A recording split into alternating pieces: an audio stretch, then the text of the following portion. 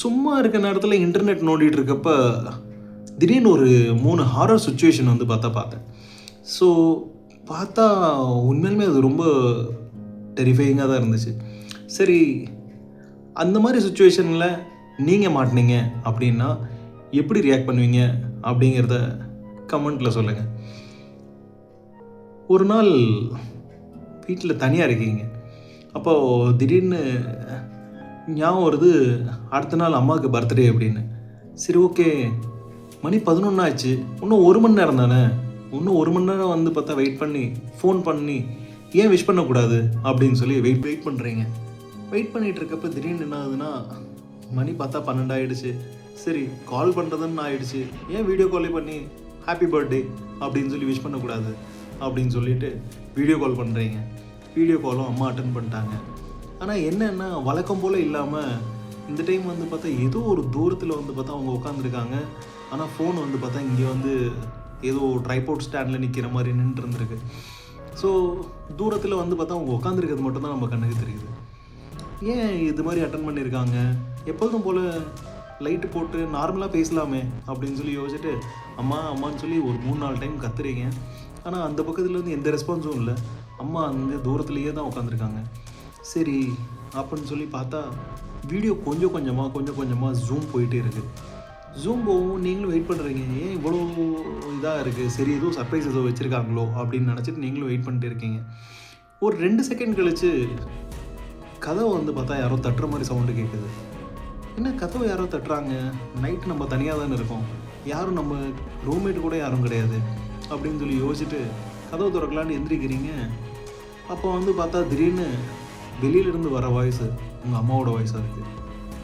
சரி, அப்போது இங்கே இருக்கிறது யார், அப்போ வெளியில் இருக்கிறது யார் அப்படிங்கிற ஒரு கன்ஃபியூஷன் வர டைமில் கரெக்டாக வந்து பார்த்தா நான் தான் வந்திருக்கேன் அப்படின்னு சொல்லி உங்கள் அம்மா வெளியிலேருந்து கதவு தட்டுறாங்க. இந்த பக்கம் உங்கள் வீடியோ ஜூம் போயிட்டே இருக்குது.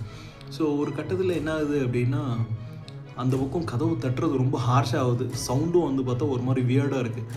என்னடா இந்த மாதிரி இருக்கே அப்படின்னு சொல்லி எந்திரிச்சு பயந்துட்டு வீடியோவை பார்த்துக்கிட்டே இருக்கீங்க. வீடியோ ஜூம் போயிட்டு ஒரு கட்டத்தில் உங்கள் அம்மா சைலண்ட்டாக சிரிச்சுக்கிட்டே நான் இங்கே தான் இருக்கேன்னு அவள்கிட்ட சொல்லிடாத அப்படின்னு சொல்லிட்டு வீடியோ காலை கட் பண்ணிடுறாங்க. ஸோ வெளியில் வந்து பார்த்தா இன்னும் கதவை வந்து பார்த்தா போட்டு டம்முன்னு உடைக்கிற மாதிரி சவுண்ட்லாம் கேட்குது. பயத்தில் நீங்கள் என்ன பண்ணுறீங்க, வெளியும் போக மாட்டேறீங்க, இங்கே வீடியோ கால் திரும்ப வந்து பார்த்தா பண்ணுறதுக்கும் யோசிக்கிறீங்க.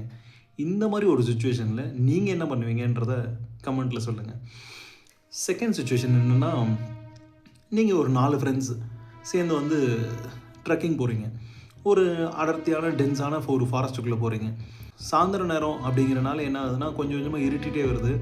நீங்கள் 4 பேர் இருக்குங்கிறத கன்ஃபார்ம் பண்ணுறதுக்காக அடிக்கடி வந்து பார்த்தா ஹெட் கவுண்ட் பண்ணிட்டே இருக்கீங்க. 1 2 3 4 1 2 3 4ன்னு சொல்லிக்கிட்டே இருக்கீங்க. அப்போ கொஞ்சம் தூரம் கழித்து திரும்ப வந்து பார்த்தா சொல்கிறீங்க 1 2 3 4 வந்துடுது.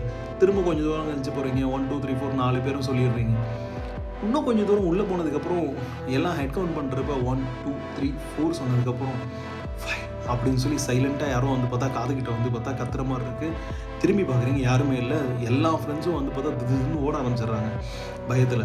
ஸோ இந்த மாதிரி சுச்சுவேஷனில் என்ன பண்ணுவீங்கிறது கமெண்ட்டில் சொல்லுங்கள்.